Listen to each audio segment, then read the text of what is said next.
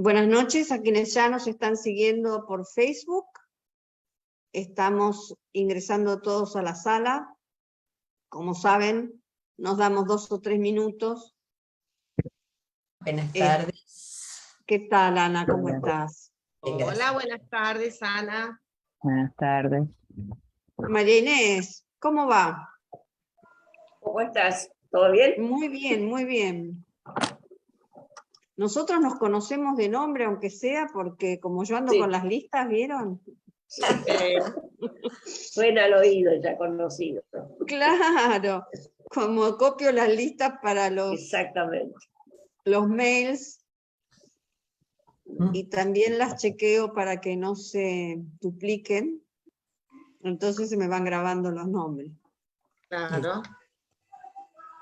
Buenísima la información, nos llega todo lo que nos mandan, muy bueno, me gusta. Bueno, me alegro mucho, me alegro mucho.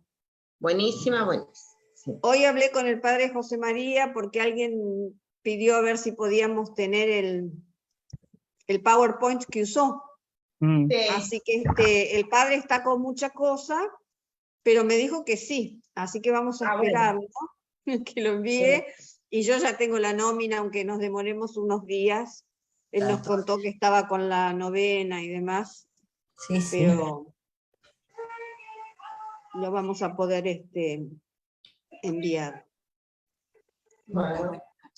Bien, voy a comenzar a grabar, siendo las 7:03, como les decía a algunos.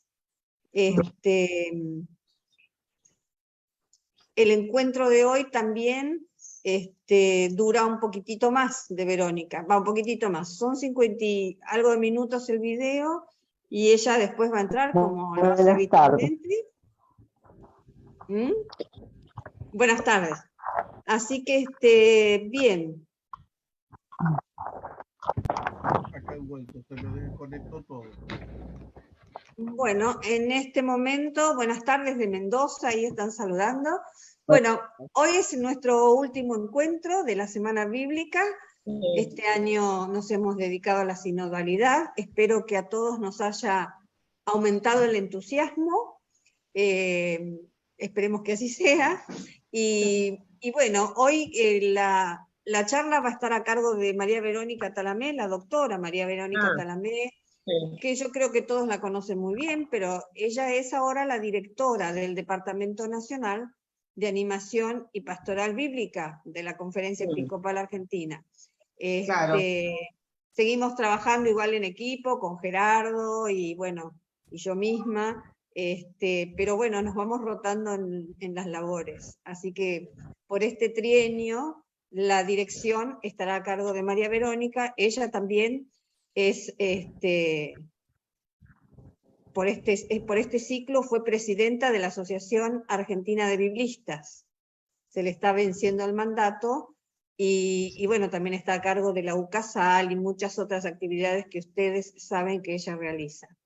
Así que para los que no conocían tanto de ella, bueno, un poquitito más. Entonces, en este momento, entonces, yo ya empezaría a compartir pantalla y como les dije, luego ella ingresa y hacemos las preguntas. Bueno, muy bien. Muy bien.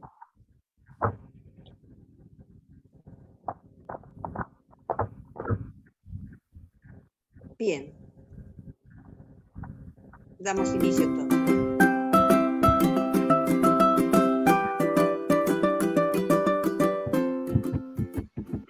Cuarto y último bloque sobre sinodalidad. En esta ocasión vamos a ver el cuerpo como metáfora sinodal, el cuerpo de Cristo. Lo vamos a hacer como siempre pidiéndole al Señor su espíritu con esta oración que una y otra vez creo que está bueno que recemos y nos unamos con las intenciones del Papa Francisco que nos la propuso. En el nombre del Padre, del Hijo y del Espíritu Santo. Amén. Amén. Ven Espíritu Santo, tú que suscitas lenguas nuevas y pones en los labios palabras de vida, líbranos de convertirnos en una iglesia de museo, hermosa pero muda, con mucho pasado, y poco futuro. Ven en medio nuestro, para que en la experiencia sinodal no nos dejemos abrumar por el desencanto, no diluyamos la profecía, no terminemos por reducirlo todo a discusiones estériles. Ven, Espíritu de amor, dispón nuestros corazones a la escucha. Ven, Espíritu de santidad, renueva al santo pueblo de Dios. Ven, Espíritu Creador, renueva la faz de la tierra. Amén. Bueno, vamos entonces a adentrarnos en este cuarto bloque que en su totalidad, con algunas citas que van a ilustrar este camino sinodal en este cuarto módulo, pero vamos a girar en torno a la primera carta de los Corintios, una de las más complejas cartas de Pablo. No enfrenta un problema determinado ni una crisis como en otras, sino una serie muy variada de temas y de situaciones. Pablo es consultado a partir de distintas problemáticas y propone distintas soluciones. Pero es interesante resaltar que en medio de toda esta diversidad de temas, Pablo le presta particular atención al tema de los carismas, que surge en esta, como temática, como problemática, como situación, en esta comunidad joven, pero bastante difícil. Bueno, nos abocaremos en especial a los capítulos 12 y 13. En la primera parte del capítulo 12, Pablo nos va a escribir acerca del Espíritu Santo y los carismas espirituales que el Espíritu va distribuyendo a los creyentes. Lo vemos esto en los versículos 1 al 11. El núcleo central lo recordemos en estas palabras de Pablo, ¿no? Que dice: ciertamente hay diversidad de dones, pero todos proceden del mismo Espíritu. Hay diversidad de ministerios, pero un solo Señor. Hay diversidad de actividades, pero es el mismo Dios el que realiza todo en todos. En cada uno, el Espíritu se manifiesta para el bien común.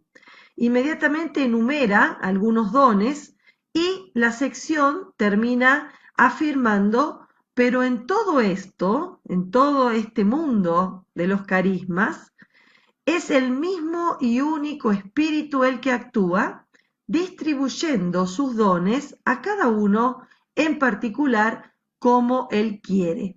Así termina esta primera parte del capítulo 12 que incluye los versículos 1 al 11. En la segunda y en la tercera parte del capítulo 12, el apóstol presenta a la iglesia no como una agrupación de individuos, sino como una unidad. Para ello se vale de la metáfora del cuerpo humano, una de las creaciones más maravillosas de Dios, y esta comparación le va a servir para mostrar la importancia de cada miembro, pero no solo, también la relación entre los miembros y todos los carismas, los miembros, los creyentes al servicio en pos de la unidad del cuerpo. ¿Qué más apropiado, podríamos decir, para graficar plásticamente este concepto de sinodalidad? El capítulo 12 termina con una propuesta, con una promesa, podríamos decir mejor, que Pablo la sintetiza en el versículo 31, capítulo 12. Ahora voy a mostrarles un camino más perfecto, dice Pablo. Como final de este bloque, vamos a abordar en el segundo punto el cumplimiento de esta promesa. Aunque sea brevemente y a modo de conclusión de todo este curso que hemos compartido a lo largo de la sinodalidad en la Biblia, el objetivo será presentar uno de los escritos más hermosos de Pablo, el capítulo 13 de 1 Corintios, centrado en el tema del amor. En definitiva, único requisito imprescindible para vivir cualquier propuesta sinodal.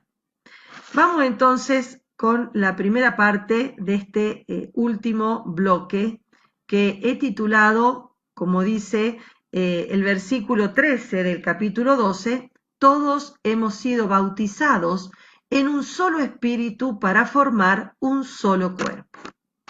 Estamos ante el capítulo 12, ¿no? Un capítulo muy profundo, lleno de enseñanzas de la teología paulina, pero que obviamente no es este el momento de desarrollar todo lo que nos deja el capítulo 12, solo nos vamos a concentrar en aquello que yo considero ilustran la temática de la sinodalidad.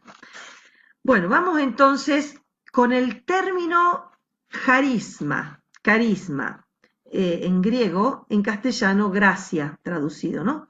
Que tiene también un sentido amplio. Por lo general se utiliza para indicar la cualidad que tiene una persona o un objeto para ser atractivo. Y entonces tiene gracia o encuentra gracia a los ojos de alguien, se dice, ¿no? El carisma entonces es un favor, un beneficio, un regalo que se le hace a una persona por la que alguien se siente atraído. Cuando este término se utiliza en la Sagrada Escritura, principalmente destaca su aspecto de gratuidad. Lo otorga Dios, obviamente, pero no como un premio que la persona se merece, sino como una gracia. Y lo da como una capacidad, como una aptitud para ejercer un servicio a los demás.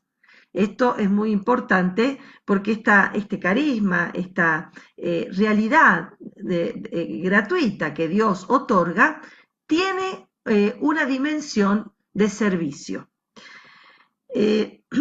Podríamos decir que en la Primera Corintio, los dones, los carismas, son justamente eso, dones que el Señor concede a los cristianos con el fin de que ejerzan para otros el bien, que edifiquen la comunidad. Para explicar entonces a los corintios cuál es el sentido de los carismas, Pablo recurre a una metáfora. Para explicar los carismas, la metáfora del cuerpo es apropiada para él y entonces usa esta figura que en la cultura de aquel tiempo servía para describir también distintas realidades, cosmos, estado del cuerpo político, la personalidad corporativa de alguna asociación. Es decir, Pablo recurre a una comparación que ya era conocida ante los autores de la antigüedad, pero que él le va a dar un sentido, una dimensión totalmente nueva. Y entonces, ¿en qué radica esta novedad que Pablo va a utilizar cuando introduce esta metáfora? Los participantes de la comunidad cristiana son presentados como miembros de una persona viva, de una persona que para nosotros sabemos muy bien, tiene nombre y apellido, que es, somos miembros del cuerpo de Cristo. Esta realidad de pertenecer a una persona y con esta dimensión, ¿no?, corporativa, es absolutamente nueva. Es la novedad que nos regala Pablo. Vamos a profundizar en esto.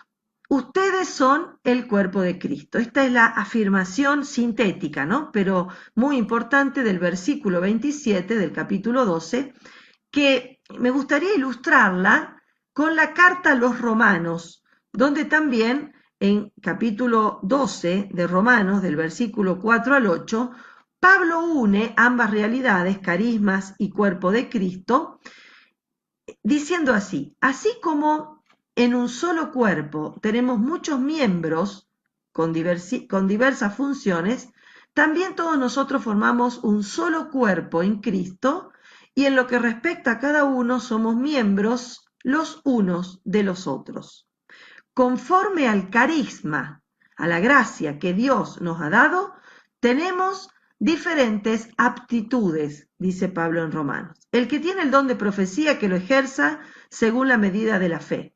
El que tiene el don del ministerio, que sirva. El que tiene el don de enseñar, que enseñe. el que tiene el don de exhortación, que exhorte, el que comparta sus bienes, que lo dé con sencillez, el que presida la comunidad, que lo haga con solicitud, el que practica misericordia, que lo haga con alegría.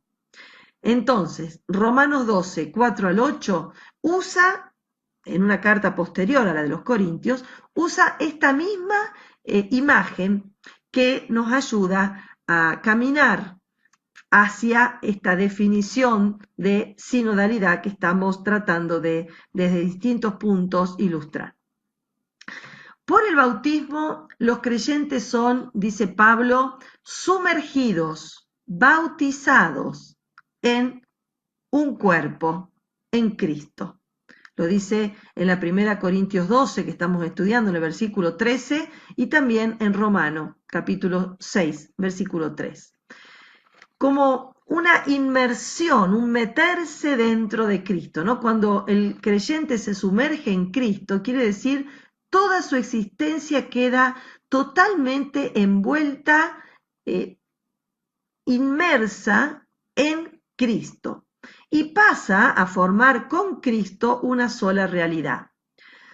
Todo el ser del creyente, incluso sus mismos miembros del cuerpo del creyente, pasan a ser parte de Cristo. Lo dice Pablo en una pregunta retórica, ¿no? En 1 Corintios 6 dice, ¿no saben acaso que sus cuerpos son miembros de Cristo? Y uno podría decir, mi cuerpo, mis miembros son míos. Sin embargo, Pablo dice, no, los miembros del cristiano, del cuerpo del cristiano, son miembros del cuerpo de Cristo. Como sucede en el cuerpo humano, cada miembro tiene una función. ¿Y para qué? Para que la vida de todo el cuerpo funcione, es necesario que todos los miembros del cuerpo funcionen. A tal punto que si un miembro deja de funcionar, hasta se puede producir la muerte. Así también sucede en la iglesia. Dios le ha dado a cada fiel un carisma, un don, para que desempeñe en función, en beneficio de toda la comunidad. Y entonces cada miembro lo hace dentro del cuerpo que es la iglesia. Y ninguno debería envidiar, por decirlo de alguna manera fuerte, pero real, el carisma de otro. Cada uno debería sentirse honrado por el carisma recibido de Dios. Dice Pablo en el versículo 17 del capítulo 12, ¿no? Si todo el cuerpo fuera ojo, ¿dónde estaría el oído? En la comunidad, como en el cuerpo humano, nadie puede pretender tener la totalidad de los dones, pero tampoco nadie puede prescindir de los demás. Ningún miembro de la iglesia debería considerar como único, como importante, su propio carisma. Y entonces el ojo no le puede decir a la mano, no te necesito, o la cabeza a los pies, no tengo necesidad de ustedes. Todos, dice Pablo, deben actuar en armonía para bien de todo el cuerpo. Solo esta unión con Cristo, esta adhesión con Él, como los miembros de un cuerpo, explica que los fieles tengan distintas participaciones en la vida y en el dinamismo del Espíritu Santo, ¿no? La vida entonces del Cristo glorioso se difunde por medio de los carismas en todos los miembros que comparten esta misma fe. Comunican, el Espíritu Santo comunica esta resurrección, esta gloria, esta vitalidad del Cristo glorioso resucitado a sus miembros a través de los carismas. Por eso hay un autor que me parece interesante, Romano Pena, dice, la iglesia no es solo como un cuerpo, es decir, una asociación orgánica y estructurada. Ella como realidad es mucho más. El cuerpo de Cristo, a saber, de algún modo, dice Romano Pena, está identificada el cuerpo, la iglesia, con el mismo Cristo. Es muy fuerte esta imagen, porque no podemos pensar, como dijo Pablo en algún otro lugar de sus cartas, no podemos pensar que solo Cristo, que es la cabeza del cuerpo, constituye la totalidad. porque el cuerpo de esta cabeza es la iglesia. Como acabamos de leer, ustedes son el cuerpo de Cristo, dice Pablo. Así que no se puede separar la iglesia de la cabeza, la iglesia de Cristo. No podemos solo decir, yo creo en Cristo, pero no creo en su cuerpo. Es absurdo, ¿no? En virtud entonces de los carismas, cada uno de los miembros del cuerpo de Cristo es responsable. Y esto es también importante. Junto con los demás miembros, todos somos responsables de la vida y de la acción de este cuerpo de Cristo. Bueno, a lo largo del capítulo 12, Pablo va detallando estos carismas presentes en la comunidad. Fíjense que lo hace en dos oportunidades, en un solo capítulo, en los versículos 6 al 11, y después vuelve a repetir los carismas en los versículos 28 al 30. Es decir, es muy interesante e importante esta temática, por eso repite, ¿no? Cada uno a su manera manifiestan la vida del cuerpo de Cristo. Y habla, por ejemplo, de las palabras de conocimiento, del carisma de la fe, del carisma de hacer curaciones, del ejercicio de los poderes que para quienes están a cargo de la conducción, ¿no?, de la comunidad. Habla del don de la profecía, habla del don de lenguas. Bueno, da toda esta lista y después, con esta imagen de la pluralidad de los miembros y de la multiplicidad de las funciones, dice que hay que cuidarse de un peligro. ¿Por qué? Porque podría ser interpretada esta multiplicidad de carismas erróneamente y pensar, que alguno pensara, que cada miembro de la comunidad está autorizado para seguir su propio carisma prescindiendo de los demás. Peligro. Se estaría justificando un individualismo que va a terminar por destruir la unidad. Todos están en función de la unidad. Y entonces Pablo advierte este peligro y puso una sabia advertencia, como recién decíamos. El ojo no le puede decir a la mano no te necesito, ni la cabeza a los pies no tengo necesidad de ustedes. Todos tienen una función, una responsabilidad en el funcionamiento del cuerpo, pero no hay que perder de vista la unidad. No se puede cada uno cortar, por decirlo de alguna manera, solo con su carisma en virtud, en pos del desarrollo personal, pero en desmedro de la unidad del cuerpo. No olvidar entonces este peligro, pero tampoco olvidar una tensión, consecuencia de esto que acabamos de decir, muy importante, ¿no? Sobre todo en las cartas de tradición paulina, se puso especial cuidado en destacar que es en bien de beneficio de toda la iglesia que haya multitud y diversidad de carisma, pero sin perder de vista por ello que están todos ordenados a contribuir a alcanzar la perfección del cuerpo. Eso es lo que se busca. Los carismas son muchos, el cuerpo uno solo. Y entonces se destaca la pluralidad, pero en otros textos se subraya la unidad. Pluralidad y unidad tienen que ir siempre juntos. Fíjense, por ejemplo, en Efesios 4, del 3 al 4, dice la carta: traten de conservar la unidad del espíritu mediante el vínculo de la paz, porque hay un solo cuerpo de Cristo. En el mismo capítulo 4, en los versículos 11-13, dice: Él comunicó a unos el don de ser apóstoles, a otros profetas, a otros predicadores del evangelio, a otros pastores, a otros maestros. Así organizó a los santos para la obra del ministerio en orden a la edificación del cuerpo de Cristo, hasta que todos lleguemos a la unidad de la fe y del conocimiento del Hijo de Dios, al estado del hombre perfecto y a la madurez que corresponde a la plenitud de Cristo. Muy importante esto. Entonces, no olvidar que los carismas, los ministerios, los dones, si bien cada uno tiene él o los suyos, están en función de la unidad del único cuerpo de Cristo, buscando la perfección de toda la comunidad. En síntesis, a modo de conclusión de este primer punto, que obviamente ya habrán advertido qué importante es en este caminar juntos, no perder de vista la diversidad y en la unidad.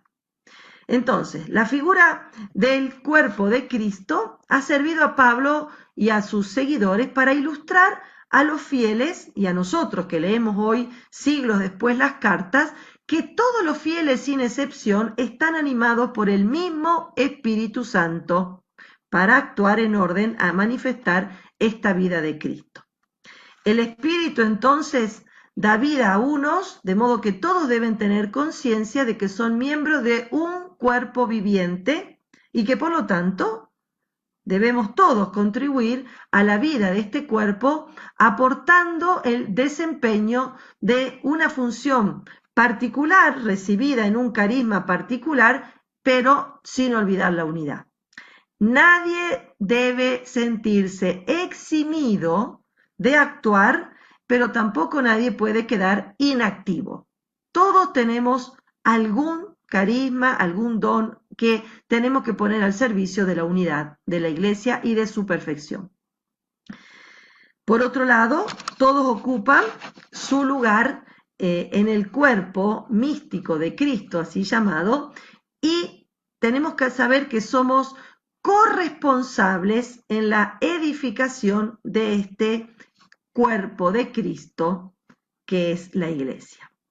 ¿Cómo no pensar entonces o cómo olvidar estas enseñanzas tan valiosas si pretendemos construir una iglesia sinodal, una iglesia que camine junta?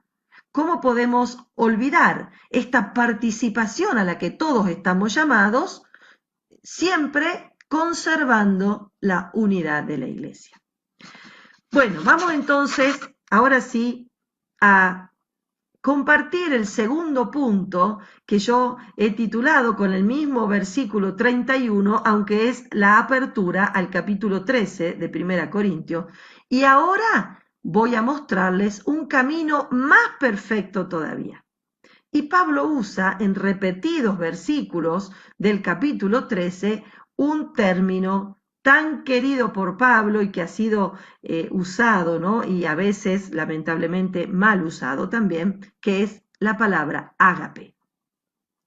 Como dijimos antes, al final del capítulo 12, Pablo presenta esta distribución de los dones espirituales que el Espíritu va dando, regalando, donando individualmente en pos de la unidad y en pos del cuerpo, ¿no? Sin embargo, en este versículo 31 hay esta clara advertencia, después de una serie de preguntas retóricas, que en definitiva dicen no podemos ser todos apóstoles, todos maestros, todos doctores.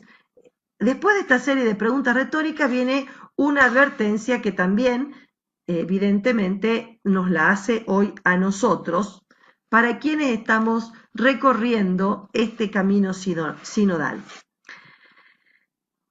Antes de esta advertencia que nos describe, ¿no?, cuál es este camino más perfecto, creo que cabe una pregunta. Dios concede dones como Él quiere y a quien Él quiere, y los dones que Él quiere.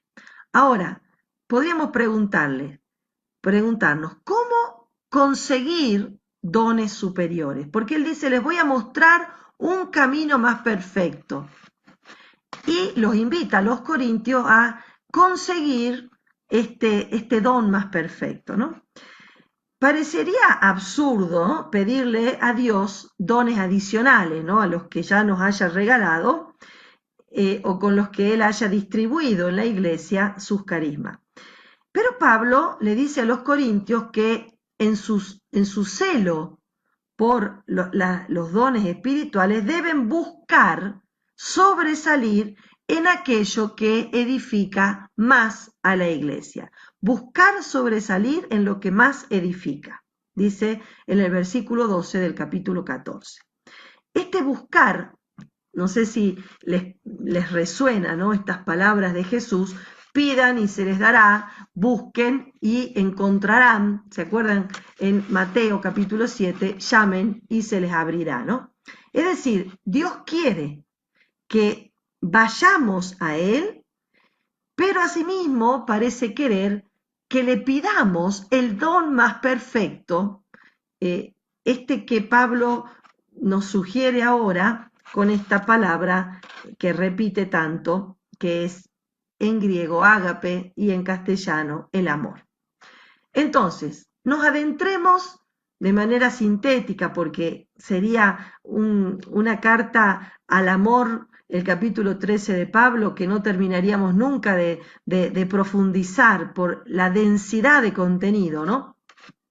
Pero bueno, a renglón seguido de buscar este don más perfecto, Pablo se inspira y nos regala esta carta que apenas tiene 13 versículos, pero que no tiene parangón. Y entonces me voy a permitir leerla. Ya sé que la conocen y la han cantado y la han rezado y la han leído miles de veces, pero siempre la palabra es viva y eficaz, y seguramente hoy, aunque sea una palabrita de este capítulo 13 de 1 Corintios, seguro una palabrita nos vuelve a llegar y a renovar en nuestra fe, ¿no? Dice sobre los primeros 3 versículos la necesidad del ágape. Dice: aunque yo hablara todas las lenguas de los hombres y de los ángeles, si no tengo amor, soy como una campana que resuena o un platillo que retiñe. Aunque tuviera el don de la profecía y conociera todos los misterios y toda la ciencia, aunque tuviera toda la fe, una fe capaz de trasladar montañas, si no tengo amor, no soy nada. Aunque repartiera todos mis bienes para alimentar a los pobres y entregara mi cuerpo a las llamas, si no tengo amor, no me sirve de nada. Primeros 3 versículos de la carta al amor, la necesidad que atraviesa toda realidad, incluso buenísima, como son la fe, la profecía, la solidaridad, el martirio. Si no tengo amor, no sirve de nada. Segundo, estamos junto con la lectura presentando una mini estructura de este capítulo 13, ¿no? Versículos 4 al 7, el núcleo, la descripción del ágape. El amor es paciente, el amor es servicial, el amor no es envidioso, no hace alarde, no se envanece, no procede con bajeza, no busca su propio interés, no se irrita, no tiene en cuenta el mal recibido, no se alegra de la injusticia, sino que se regocija con la verdad. El amor todo lo disculpa, todo lo cree, todo lo espera, todo lo soporta. La descripción en estos versículos 4 al 7, fantástica, de qué es el amor según Pablo. Y por último, los últimos versículos del capítulo 13, del 8 al 13, la permanencia y perfección del ágape. Dice el texto de Pablo: el amor no pasará jamás. Permanencia. Las profecías acabarán, el don de lengua terminará, la ciencia desaparecerá, porque nuestra ciencia es imperfecta y nuestras profecías limitadas. Cuando llegue lo que es perfecto, cesará lo que es imperfecto. Mientras yo era niño, hablaba como un niño, sentía como un niño, razonaba como un niño. Pero cuando me hice hombre, dejé a un lado las cosas de niño. Ahora vemos como en un espejo, confusamente. Después veremos cara a cara. Ahora conozco todo imperfectamente. Después conoceré como Dios me conoce a mí. En una palabra, ahora existen 3 cosas: la fe, la esperanza y el amor. Pero la más grande de todas es el amor. Bueno, una palabra más linda que la otra, ¿no? A la palabra amor, lamentablemente, en el mundo, ¿no?, se le ha dado a veces un sentido sensual, hasta sexual. También suele usarse para comunicar el apego, ¿no?, a una actividad o a una persona o a una cosa, y entonces se suele decir, amo la música, amo el deporte. Pero, por contraste, el amor que Pablo presenta tiene su origen en Dios, tiene origen divino y trasciende todos los significados terrenales que podamos imaginar, tanto que ni la mente humana puede acabadamente abarcar la profundidad de este amor divino. Si quieren ver un poco más sobre el amor, pueden leer el capítulo 8 de los Romanos, ¿no? Bueno, este amor apunta primero al amor que Dios tiene para con el hombre, un amor que no tiene medidas, es tan alto, tan profundo, tan ancho, que no se puede abarcar, no se puede ni siquiera imaginar cuánto Dios nos ama. Pero también con este ágape se invita al hombre a que ame a su prójimo, así como Dios lo ama. Y entonces estamos llamados a vivir el ágape también unos con otros, incluso cuando el prójimo sea nuestro enemigo. Se pide ágape, ya lo vamos a ver. En definitiva, ágape se origina en Dios, Él lo comunica. A la luz de lo que acabamos de decir, de los dones y de los carismas, en el contexto del amor, estos dones y carismas, dice Pablo al principio, como acabamos de escuchar, deben ser vividos en el contexto o atravesados por esta realidad del amor. Si no, todos los carismas no tienen ningún sentido, no valen de nada. Entonces, es muy fuerte esto, ¿no? Porque todo tiene que quedar bajo la excelencia del amor. Y entonces, como acabamos de escuchar, cuando un cristiano profetiza o habla lenguas, por ejemplo, ¿no?, si no es con amor, dice Pablo, no sirve de nada, porque no edifica, porque sin el amor ningún carisma edifica, ningún carisma crea la unidad. Este capítulo 7 nos indica, este capítulo 13 nos indica 7 carismas, aludiendo a la perfección del número 7, obviamente, pero para decir que ninguno de estos 7 es pleno y perfecto si no tienen amor. Y fíjense que nos habla del don de hablar en lengua, del don de la profecía, del don de conocer los misterios, el don de la ciencia, el don de la fe, el don de la solidaridad, el don del martirio. Sin embargo, concluye diciendo siempre que fuera del contexto del amor, todos estos carismas no tienen sentido. Bueno, creo que valdría la pena, aunque sea brevemente, decir 2 palabritas de cada una de estas características con las que Pablo nos describe en apenas 4 versículos las características de este amor que obviamente Jesús encarnó en primera persona. Vamos a ver que hay 7 características positivas y 8 negativas. La primera característica positiva es el verbo ser paciente. El amor es paciente, dice Pablo. El verbo griego ser paciente, ser sufrido, quiere decir ser clemente con las ofensas, las injurias que otros nos hacen. Ser lento para la venganza, lento para enojarse. Longánimo con los rasgos desagradables de otras personas. Soportar también quiere decir ser paciente.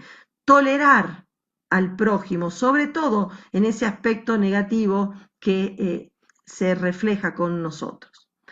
La segunda característica positiva, el amor es benigno. Bueno, el verbo ser benigno aparece únicamente acá en todo el Nuevo Testamento. Solo está el verbo ser benigno para calificar al amor. La benignidad como sustantivo sí aparece en varias oportunidades en las cartas de Pablo, incluso como un fruto del Espíritu Santo en Gálatas 5. Bueno, ser bueno ya sabemos lo que significa, ¿no? Empezamos con las características negativas. En tercer lugar, dice Pablo, el amor no es celoso. No es celoso. La Biblia está llena de ejemplos que demuestran efectos nocivos del amor que en estas relaciones interpersonales, como son los celos, destruyen.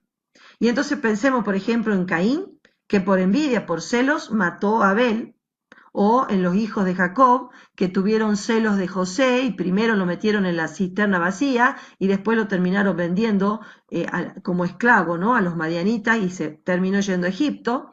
Bueno, el sumo sacerdote, que tenían celos y por eso encarcelaron a los apóstoles, los judíos que se pusieron celosos de Pablo y de Bernabé y entonces los echaron de Antioquía de Pisidia. Bueno, ejemplos de celos, de envidia en la Biblia tenemos montones. Lo que importa es que nos quedemos con esto. Al amor lo mata el celo. Otra característica negativa, dice Pablo, el amor no es jactancioso. El verbo usado ahí describe a una persona arrogante, fanfarrona, a quien hace gala de sí para buscar un propio reconocimiento. Esta conducta está marcada claramente por el egoísmo, ¿no?, por el orgullo, por el alarde frente a los propios dones o carismas. Se contrapone a la humildad, ¿no? Otra característica, dice, el amor no es arrogante. En 1 Corintios 4, versículo 6, Pablo le aconseja incluso a los corintios no volverse arrogantes. Bueno, muchos corintios presumían de sus conocimientos y entonces Pablo los corrige y le dice, el conocimiento infla, el amor edifica. Y entonces acá hay un detalle muy interesante, ¿no? Sin amor, el conocimiento degenera en una arrogancia detestable. Con el amor es una posesión valiosa, muy valiosa. En cambio, el conocimiento sin amor es egoísmo hinchado. Es lo contrario a el genuino conocimiento que viene de Dios, que es humilde, que no hace alarde, que no se jacta.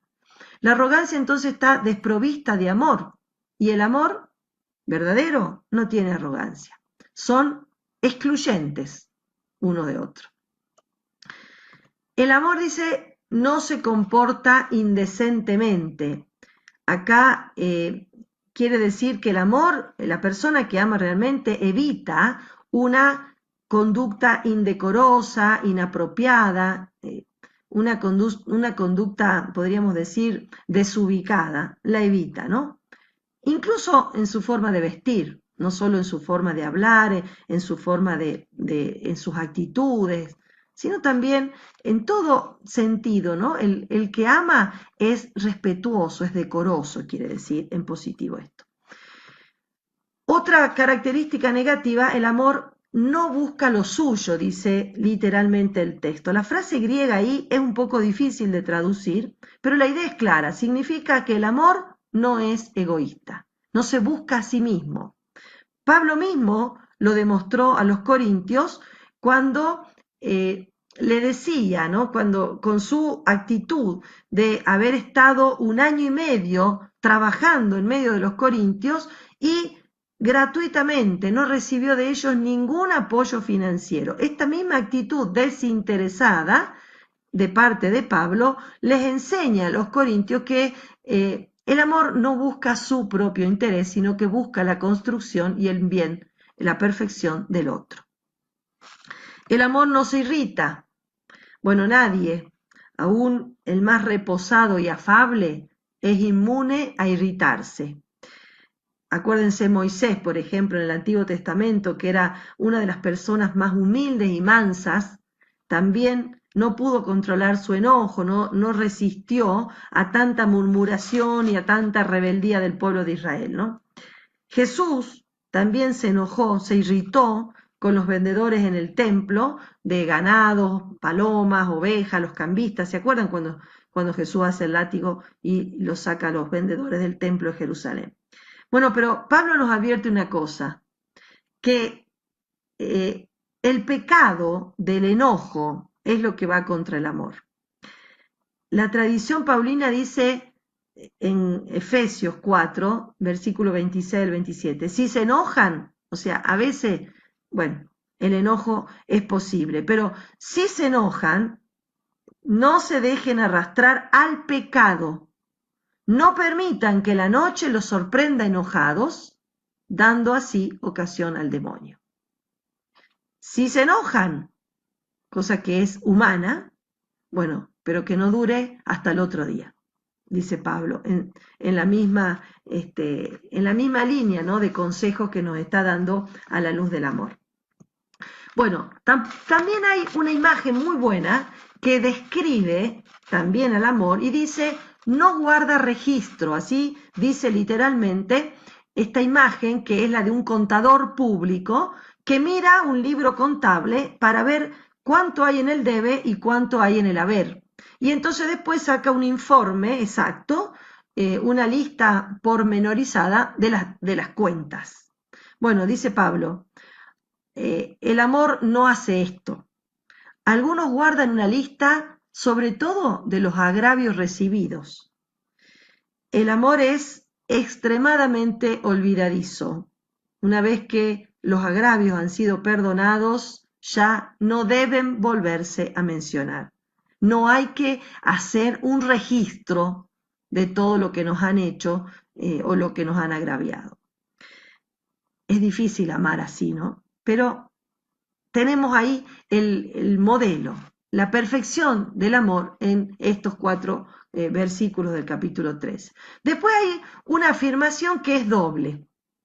Por eso está pintada de 2 colores. No se goza en el mal, se goza en la verdad. La afirmación tiene un equilibrio perfecto porque contiene 2 oraciones que usan un mismo verbo, gozar, pero con 2 complementos antónimos, contrarios. El mal no se goza del mal y el bien sí se goza en la verdad. El amor describe a Dios, que es el bien por excelencia. El mal describe al diablo, al mal espíritu, al demonio. Entonces, el que ama sabe que hay mal en el mundo, no lo niega, pero jamás se deleita en él, no se complace en maquinar el mal, en hacer el mal, en festejar el mal. No, por el contrario, se entristece por los pecados que comete él y que cometen los demás. Las características del amor, entonces, al revés, se esfuerza por buscar la verdad, se esfuerza por resaltar de las personas lo bueno, lo bello, comenta palabras, pensamientos buenos, loables. En positivo, de nuevo, dice Pablo, el amor todo lo cubre. Esta afirmación recibió varias traducciones: todo lo disculpa, todo lo sufre, todo lo excusa, todo lo disimula, todo lo aguanta. Bueno, todas están bien. La cuestión es que el verbo setetko puede querer decir las 2 cosas: soportar, como en algunos textos de Pablo, que ahí en el apunte ustedes lo tienen, pero también quiere decir cubrir, como por ejemplo Pedro afirma, el amor cubre la multitud de pecados. Y entonces, como se suele decir, el amor es la virtud que le arroja un manto de silencio sobre los pecados de las otras personas, de las personas que amamos. Un manto de silencio, lo cubre, el amor lo cubre y lo calla, ¿no? Qué lindo. El amor todo lo cree, dice también. Esto no quiere decir que el cristiano que ama carezca de discernimiento y se convierta en un incrédulo incauto que se cree todo lo que le digan. No. El amor es siempre sabio y sagaz. La oración quiere decir que el cristiano tiene fe en Dios, quien lleva a cabo un plan de amor aun cuando todo indique lo contrario. Dios transforma todo para el bien de los que aman. Entonces, el que tiene fe cree en este poder del amor de Dios, que confía en Él y también confía en el prójimo. Creer quiere decir confiar, abandonarse en el otro. El amor todo lo espera. Otra característica, ¿no? Con esta afirmación Pablo introduce la esperanza. ¿Se acuerdan? En la última parte del capítulo 13 habla de estas tres virtudes teologales, la fe, la esperanza y la caridad. Y ahí Pablo, ahora en esta descripción del amor, introduce la segunda, la esperanza, que significa, si bien no es la mayor de las tres, el amor es la mayor, significa que aguarda con paciencia los resultados positivos que van a venir. La esperanza es lo opuesto al pesimismo. La esperanza es la esencia del optimismo saludable. La esperanza es centrarse en Dios y no en uno mismo. Y por último, dice Pablo, el amor todo lo soporta. Este verbo soportar nos habla de perseverancia, de tenacidad bajo toda circunstancia, sobre todo persistir, ser constantes en tiempos de sufrimiento, de dolor, de privación, en tiempos de pérdida, de soledad, soportar, confiando en Dios. Bueno, a modo de conclusión, en pocas palabras, Pablo pretende enseñar que el amor, que el ágape, debe atravesar toda la vida cristiana. Lo mismo podríamos decir de la sinodalidad. Permítanme parafrasear a Pablo y podríamos decir algo parecido a esto. Aunque tuviéramos expertos que hablen bien del tema sinodal, aunque haya algunos que disciernan las realidades presentes o vilumbren incluso consecuencias para el futuro, que tuvieran el don de la profecía respecto a la sinodalidad, ¿no? Aunque haya quienes conozcan los misterios divinos con la necesaria sabiduría o tengan mucha fe y hasta logren humanamente lo imposible, o aunque haya quienes se afanen por compartir los bienes unos con otros, orientados, entregados a este modo sinodal, si no tienen amor, no sirve de nada. En todo contexto sinodal, sea en la iglesia de Corinto como en alguna de nuestras comunidades, se puede decir lo mismo que dijo Pablo hace más de 20 siglos. Si no nos mueve el amor, toda propuesta, todo esfuerzo sinodal no nos sirve de nada. No se puede pensar en clave sinodal si no se piensa en clave de amor. Así, con un amor como lo caracterizó Pablo y como lo encarnó Jesús. No cualquier modo de amar.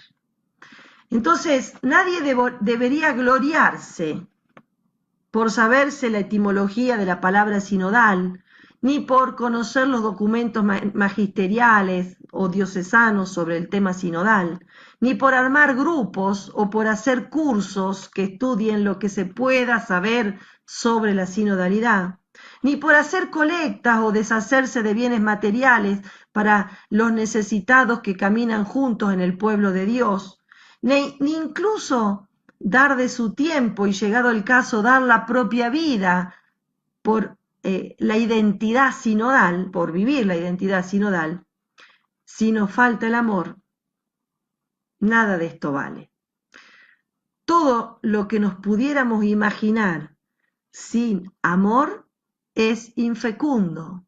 Todo es inoperante, es inútil.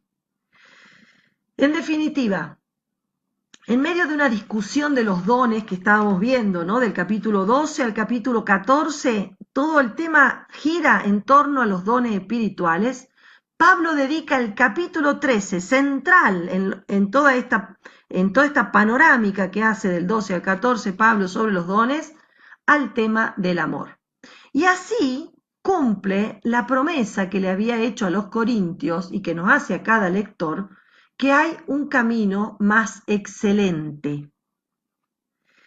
El amor es la virtud más excelsa que un cristiano pueda aplicar o que un cristiano pueda adquirir. Por lo tanto, perdonen que sea reiterativa, aunque hagamos los deberes sinodales y respondamos 1.000.000 de preguntas sinodales o sobre la sinodalidad, aunque recorramos un camino sinodal, nos propongamos un modo sinodal, aceptemos un proceso sinodal o vivamos un acontecimiento sinodal, si nos falta el amor, de nada nos sirve. Importante y fuerte, ¿no? En este momento de la Iglesia que estamos proyectando este modo nuevo de ser, no nos olvidemos de lo esencial que vuelve una y otra vez a ser el ágape, el amor de Pablo en 1 Corintios 13. Permítanme terminar recordando las palabras del apóstol San Pablo a los romanos, que concretamente nos grafican, por un lado, la prioridad del amor fraterno en los versículos 9 al 13 del capítulo 12 de la carta a los romanos, y por otro lado, nos enseñan a vivir este necesario modo de amar a los enemigos.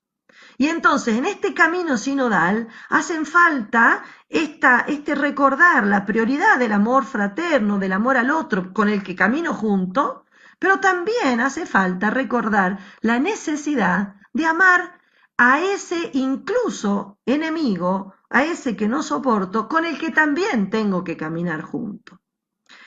Qué importante esta clave, ¿no? Bueno, termino entonces con las palabras de Pablo. En el capítulo 12, del 9 al 13, respecto al amor fraterno, dice Pablo, amen con sinceridad.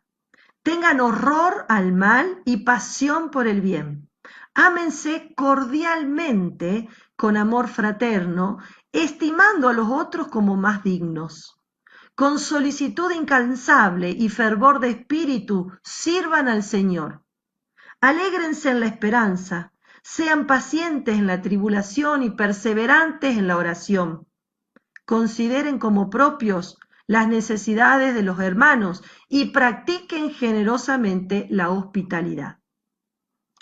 Concreta el amor de 1 Corintios 13. Y ahora vamos a escuchar lo que dice respecto al amor a los enemigos, también necesario para caminar juntos, porque no somos todos amigos de todos. No es verdad eso. Siempre en todas las comunidades, bajo el término enemigos, digamos, algunos que no nos caen tan simpáticos, digamos así, o que incluso nos hicieron el mal. Bendigan a los que los persiguen. Bendigan y no maldigan nunca, dice en el versículo 14 de Romanos 12. Alégrense con los que están alegres y lloren con los que lloran. Vivan en armonía unos con otros. No quieran sobresalir. Pónganse a la altura de los más humildes. No presuman de sabios. No devuelvan a nadie mal por mal. Procuren hacer el bien delante de todos los hombres. En cuanto dependa a ustedes, traten de vivir en paz con todos. Queridos míos, no hagan justicia por sus propias manos. Antes bien, den lugar a la ira de Dios. porque está escrito, yo castigaré, yo daré la retribución, dice el Señor. Y en otra parte dice, si tu enemigo tiene hambre, dale de comer. Si tiene sed, dale de beber. Haciendo esto, amontonarás carbones encendidos sobre su cabeza. No te dejes vencer por el mal. Por el contrario, vence al mal haciendo el bien. Por supuesto que son metáforas estas, ¿no? Lo de los carbones encendidos. Pero qué bueno que terminemos este camino sinodal, que estamos buscando juntos la verdad sobre qué significa la sinodalidad en la Biblia. Qué bueno que terminemos recordando qué es lo esencial, cuál es la clave de todo camino, proceso, acontecimiento sinodal. Algo tan antiguo y tan nuevo como vivir el amor.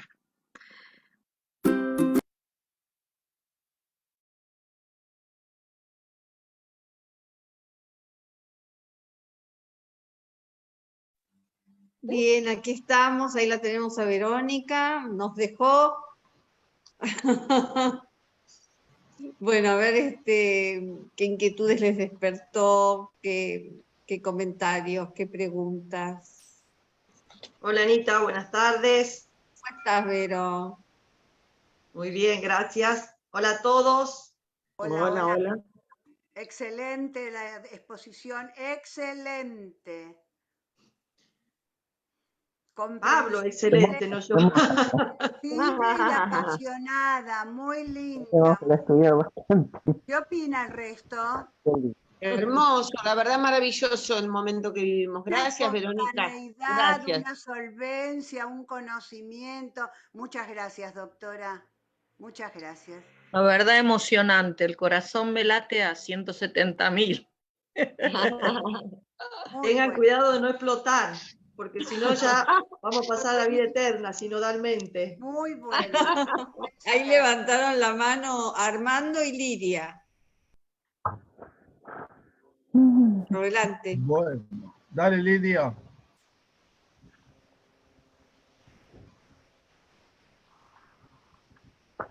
Está silenciada, Lidia.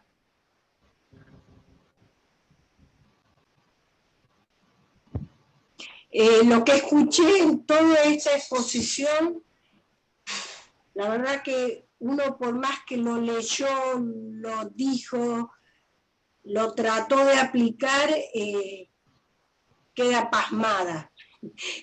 Porque realmente todo esto, la última parte que yo tomé nota porque fueron palabras tan exactas y tan bien dichas y explicadas, es que todo esto, lo de Romanos 12, del 9 al 13 y del 14 al 21, es lo que deberíamos leer, me parece, a mí, hablo por mí, todas las mañanas cuando nos levantamos. Porque es el código perfecto de cómo debemos actuar en nuestra vida. Y que honestamente, una vez con lo vertiginoso de las tareas, de las cosas del día, no lo tiene presente, pero realmente me resultó hoy, no sé si tenía una predisposición especial, maravilloso. La verdad que no tiene ningún desperdicio este encuentro. Fantástico, la felicito a Verónica, porque excelente, y aparte que creo que como al resto nos enseñó muchísimas cosas para ir uniendo después. Gracias por estos encuentros. Gracias, Lidia. Bueno, me alegro y sí, Pablo siempre es así, ¿no? Un faro en el camino, que por ahí uno, como vos decís, por la vida rápida que llevamos, no lo tenemos muy en cuenta, ¿no? Pero sí, sería lindo que a veces nos hagamos un examen de conciencia a la luz del amor, y ahí creo que está todo, ¿no? Tanto como 1 Corintios 13, como Romanos 12, son textos muy fuertes y muy clave y que siempre nos dejan con sabor a que todavía no amamos como tenemos que amar, ¿no? Pero sí, es así. Muchas gracias por tu aporte. No, gracias. Gracias a usted que nos está ilustrando. Muy linda la clase. Gracias. Gracias, Hilda. Armando, te escuchamos. Bien, mientras la escuchaba a Verónica, sobre todo en esto del capítulo 13 de los Romanos, me venía a la memoria como síntesis de esta cuestión del amor, el encargo que Jesús le dio en la noche de la última cena, ¿no?, de la Pascua, a sus discípulos. Ámense unos a otros como me han visto amar a mí. Ahí está la síntesis de toda la cuestión. Lo que hace Pablo, a mi modo de ver, es desarrollar un poco desde sus experiencias esta cuestión de por dónde se debe transitar el camino del amor, cómo se debe ir haciendo comunitario.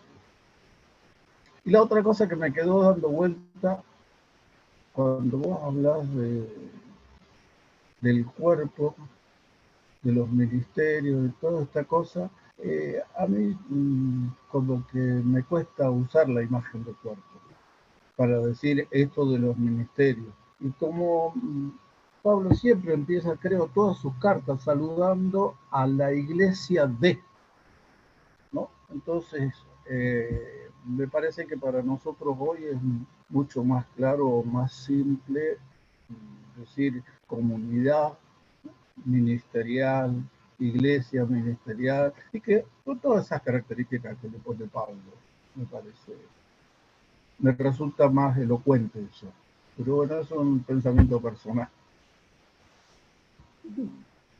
Sí, lo primero es así, ¿no? Pablo desarrolla lo que Jesús nos dijo en una frase: ámense como yo los amé. Y Pablo es como que explica cómo nos amó Jesús. ¿Qué significa el como yo los amé? Y bueno, significa ser paciente, ser servicial, no ser arrogante, ser humilde, etcétera, etcétera, etcétera. O sea, es verdad que Pablo desarrolla esa frase que Jesús le dice a los discípulos y que a la vez supera el Antiguo Testamento, ¿no? Porque en el Antiguo Testamento, como en los sinópticos, la medida del amor era como a uno mismo. Y entonces amar amar al prójimo como a uno mismo.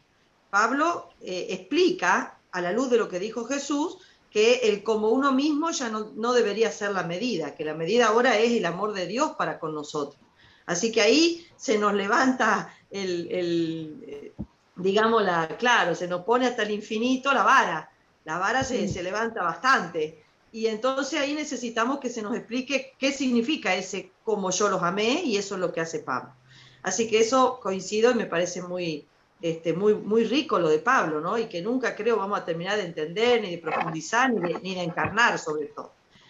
Lo segundo, bueno, esa apreciación personal que no te resulta el cuerpo como metáfora, bueno, eso ya arreglátela con Pablo, o sea, esa ya es una cuestión que la inventó él, no yo. Así que, bueno, cuando llegué a la vida eterna, cuestionarlo a Pablo y decirle que hubiera buscado otra imagen, esa no me gustó mucho.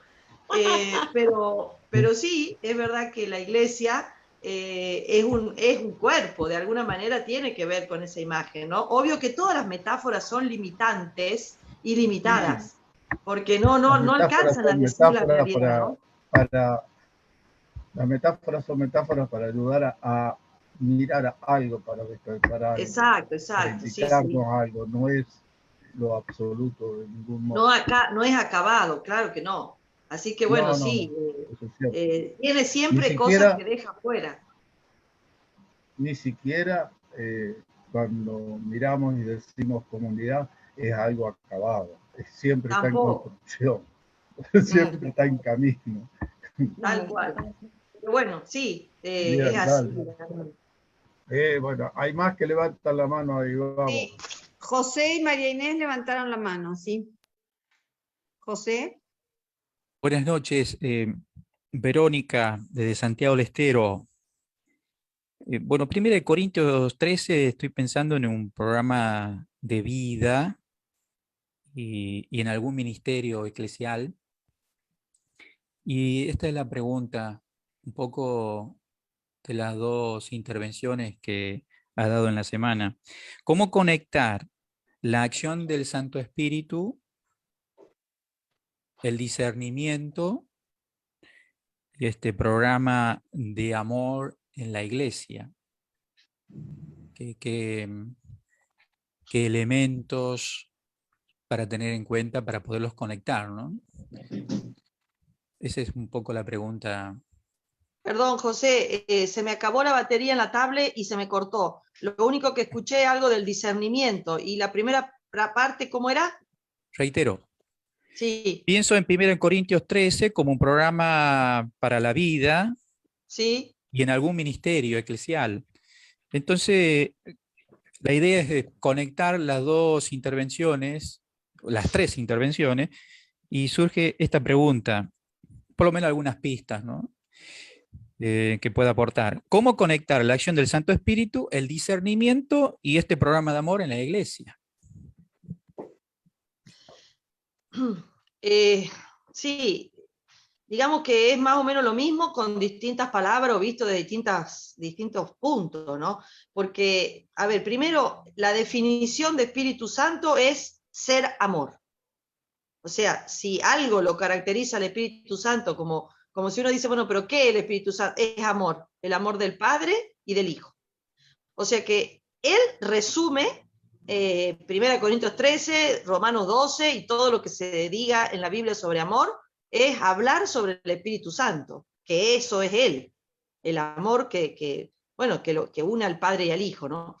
Y que además se proyecta, se entrega, se dona a nosotros.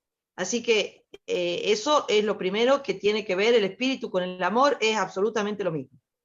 El amor bíblico, ¿no? No cualquier definición de amor. Después el discernimiento sería una buena pregunta hacerse día a día, en qué, o sea, cuando uno discierne tiene que poner 2 o 3 o más realidades en la mesa, ¿no? Digo la mesa por decir, delante de uno, para decir, bueno, de estas 3, 2, 1, 4, no sé cuántas posibilidades, ¿qué tendría que hacer? Y sería muy bueno que cuando pongamos así en la balanza las distintas opciones que tenemos, que nos preguntemos en cuál de estas opciones amo más y mejor. Porque preguntarse por el amor es preguntarse por Dios. Y entonces, de estas posibilidades que tengo, si voy a hacer esto, si voy a hacer aquello, si voy a hacer aquello, de estas 3 o 4 o 2, ¿por cuál me inclino para amar más y mejor? Porque nunca discernir es entre una cosa buena y una mala. Eso no es discernimiento. El discernimiento siempre se hace entre 2 cosas buenas y de las 2 buenas o 3 o 4 buenas, la mejor. Y entonces podríamos afinar el lápiz y decir, bueno, de la mejor, ¿cuál es con la que mejor o más amo? Y entonces que el amor sea la clave del discernimiento. Y ahí unimos discernimiento con amor, que es lo mismo que discernimiento con Espíritu Santo. Y bueno, y los ministerios, los carismas son todos frutos del amor de Dios para con nosotros, para con la iglesia, y entonces es una manera que Él tiene para hacernos participar del amor de Él, del amor verdadero. Así que todo tiene que ver con todo, nada más que son como distintos matices o paradas frente a mi realidad de vida de fe, de creyente, ¿no? Así que estaría bueno que uno se pregunte cada vez que tiene que tomar una decisión, ¿cómo amo más o mejor? Y eso hacer, porque en definitiva eso es lo que haría Jesús. ¿Vieron cuando tantas veces uno dice, bueno, pero ¿por qué no curó a todos, a todas las viudas de Sarepta? Y bueno, porque consideró que amando más y mejor a esta, nos dejó una lección, ¿no? Que es personalizado el amor, que no es así a la masa, que bueno, muchas cosas que uno podría deducir de por qué uno y no todos. Y después, en cambio, le dio de comer a 5.000. ¿Y por qué no le dio de comer a 8? O sea, ¿por qué 5.000? Bueno, el discernimiento que él hizo, Jesús, habrá sido seguro siempre desde y para y por el amor. Así que creo que esa sería como un denominador común que podríamos unificar las 3 partes de tu pregunta, ¿no? No sé, eso se me ocurre decirte ahora. Ahí José te responde, excelente, muchas gracias. María Inés y Laura estaban para preguntar. Hola María Inés. Hola Verónica. Bueno, no me cuesta esta pregunta porque yo tengo acá el amor, todo lo disculpa, todo lo cree, todo lo espera, todo lo soporta. Y yo me...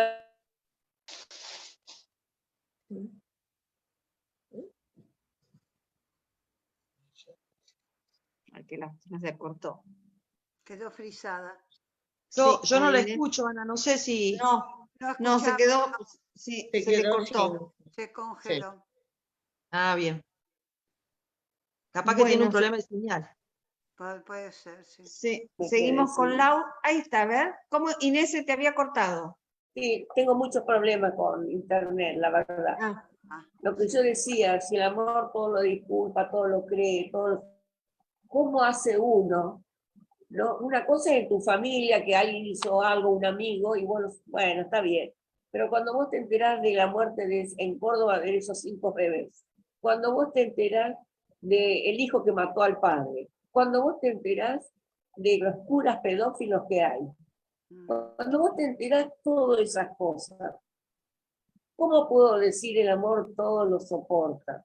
¿Cómo podés tragar todo eso? ¿Cómo podés hacer? ¿Cómo podés unir todo eso? Me cuesta, inclusive Jesús, que todo lo que sufrió y él que dijo, Padre, perdónalos porque no saben lo que hacen. Pero trato de buscar una cosa, el amor en tu familia, tu amistad, tu trabajo, lo disculpas. Pero ¿cómo hacer después el resto? No lo sé. Sí, es difícil, ¿no? Pero es difícil el amor y más difícil el perdón.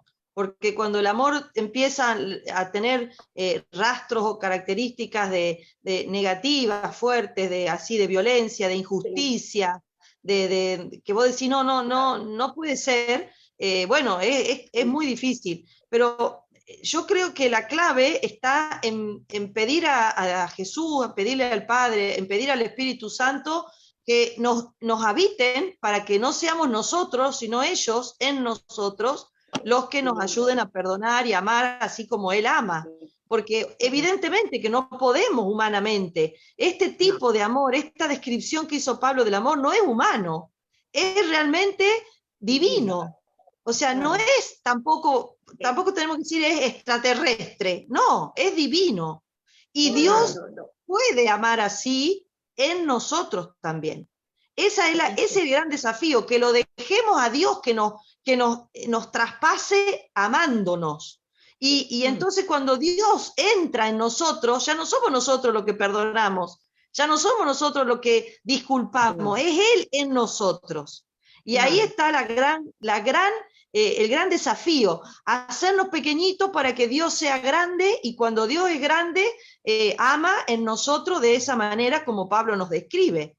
Así que bueno, no es una acción nuestra, no es que vos tenés que perdonar, es que Dios tiene que perdonar en vos, que no es lo mismo. Y vos dejarlo que Dios perdone en vos, no es lo mismo que vos perdones. El sujeto del amor, o de este tipo de amor, no somos nosotros, es Dios, el Espíritu en nosotros. Pero no es lo mismo yo sujeto que Dios sujeto en mí. No sé si me explico, pero vaciarnos de nuestro ego, de nuestro razonamiento y raciocinio que nos impiden amar de esta manera, vaciarnos de nuestros egoísmos, vaciarnos de nuestras maneras de amar, para dejar que Dios ame en nosotros como amó Él. Claro. Ese es el gran desafío de la vida cristiana. Ya no soy yo, es Cristo que vive en mí. Bueno, es verdad esto, que Cristo perdone en mí, que Cristo olvide en mí, que Cristo soporte conmigo, en mí, y bueno, y así de a poquito iremos creciendo en el amor de esta manera, que obviamente es más difícil que subir a Concagua, pero bueno, para Dios nada es imposible. Si lo dejamos. Un trasplante de corazón. Es un trasplante, totalmente, es un trasplante. El hombre nuevo del que habla Pablo es un trasplante. Pero bueno, tenemos que apuntar a eso, porque si no apuntamos a que Dios habite en nosotros, no sé a dónde queremos llegar. Sí.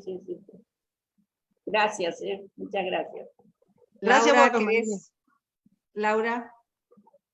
Sí, una cosa, volviendo al tema de la sinodalidad, más específicamente, viste que vos al leer el texto de Pablo sobre los dones, sobre los carismas, a uno les dio el conocimiento, a otro el ser profeta, pero lo que a mí me llama la atención y que me parece que por ahí es para ver cómo se mete en esto del caminar juntos, es a unos les da el don de la fe, como si fuera que a unos les puede dar el conocimiento, es cierto, unos pueden llegar a ser doctores, otros pueden ser profetas, pero me llama la atención que la fe, que debería estar en todos, así como el amor debería estar en todos, lo pone como a unos les dio la fe. No sé si me explico en lo que estoy planteando. Claro, sí, la fe tiene como dos dimensiones, ¿no? Una que es la de la gratuidad. Todos estamos llamados a creer porque Dios se presenta incluso a los no creyentes, ¿no? Se presenta para ser elegido, amado, servido, honrado, alabado, etcétera, ¿no? O sea, la dimensión de la gratuidad. La fe es un don primero, pero tiene otra dimensión la fe, que es una tarea. Es un don, pero también es una tarea. Y entonces, bueno, todos tenemos el don de la fe, pero no todos, digamos, asumimos la tarea de creer, porque creer es empeñativo, es comprometedor, es una responsabilidad. Porque no es lo mismo que yo diga soy cristiana que no lo soy. Si no lo soy, no tengo ciertas responsabilidades y compromisos, ¿no? Y entonces, bueno, digamos como que el carisma aporta en esta dimensión de la tarea. Entonces, hay algunos que tienen como una facilidad mayor porque tienen como el don más desarrollado o como, digamos, está más alineado en esta dimensión de la gratuidad, y otros que tienen que esforzarse más. Bueno, digamos que todos tenemos el don, pero la tarea a algunos se les hace más difícil y a otros más llevadera o más connatural.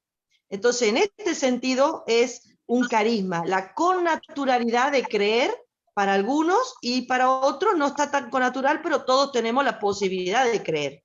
Entonces, bueno, esa sería como una diferencia entre los que tienen el carisma, además del don de la fe, los que tengan el carisma de la connaturalidad de la fe, y otros que no lo tengan, pero que están llamados a creer lo mismo. Como, por ejemplo, el que no tenga, por ejemplo, el que tenga el don de profecía, bueno, el que tenga el don de profecía, que discierna, ¿no? O el don del discernimiento. El que tenga el don que discierna, ese lo hace connaturalmente. El que no lo tiene al don como gracia de Dios, lo mismo tiene que discernir, pero a lo mejor le cuesta un poco más, a lo mejor tiene un poco más de, digamos, de dificultad, o tiene que hacerse ayudar por otro que tenga el don, etcétera. Bueno, en la fe pasa lo mismo. Todos tenemos el carisma, pero algunos la tienen como más connatural que otros. Y esa es la diferencia. No es que algunos tengan fe y otros no la tienen. No es así, sino que todos tenemos los carismas de ser inhabitados por el Espíritu, pero algunos tenemos como un plus de connaturalidad y otros no. O sea, se tienen que esforzar un poco más. Gracias. Pero bueno, también el que tiene el don del conocimiento se tiene que esforzar para estudiar, o sea, el esfuerzo va para todos, ¿no? Pero bueno, algunos para una dimensión, otros para otra línea, etc. No sé si esto... Ok, muchas gracias. Estamos en horario, pero antes quiero decirte que en el chat dicen que fue un gusto escucharte, que fue muy aleccionador, fuerte, interesante. Gracias por iluminar el alma, especialmente con el Espíritu Santo, encuentro emocionante. Bueno, excelente. Todas palabras, Vero, todas las palabras que te mereces. Hay alguien que ya está pidiéndole a Dios que le trasplante el corazón, de acuerdo a lo que estuvimos hablando. Y, buenísimo. Y bueno, también hay alguien que coincide con Lidia, que la oración tendría que ser diaria la nuestra.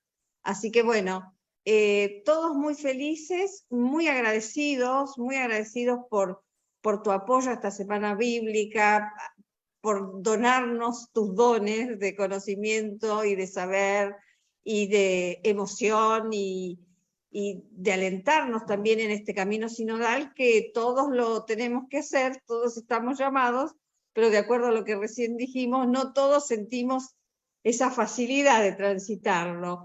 Yo creo que esta semana nos ha dejado sobre todo eso, el entusiasmo de meternos bien en el camino y acompañar a nuestra iglesia en esta etapa. Así que, Vero, mil gracias. Bueno, gracias a ustedes por esta fidelidad a la semana de Morón. ¿Cuándo la vemos otra vez? Les agradezco todas las palabras bonitas y bueno, los invito a que sigamos, ¿no?, transitando por esta clave que primero es del amor y después de la sinodalidad. Es importante que la tengamos clara, por lo menos hacia dónde queremos ir. De ahí si podemos ir o no, bueno, caminar juntos no es fácil, pero por lo menos que sepamos a dónde tenemos que ir. Y tenemos que ir a amar. No es nada nuevo esto, hace muchos años está bajo el sol, pero bueno, nos volvemos a refrescar con estas lindas ideas de Pablo. Qué lindo que terminen esta semana con esta propuesta paulina, ¿no?, de sinodalidad sinónimo de amor, y que cuando alguno le diga, bueno, pero ¿por qué no hace esto? Porque bueno, y que en el fondo nos demos cuenta que nos está faltando el amor, ¿no?, que no somos perfectos a la hora de amar, ¿no? Así que bueno, le pidamos esta gracia juntos al Señor, que nos trasplante el corazón y que nos haga con un corazón semejante al de Él. Gracias a todos y bueno, sigan trabajando. Gracias a todos por acompañarnos. Y bueno, hasta siempre, el año que viene veremos otra semana entonces. Gracias, amigo de Buenas Morón. noches, muchas gracias. Muchas gracias a todos, gracias. Gracias. Gracias. Muchas gracias, muchas gracias.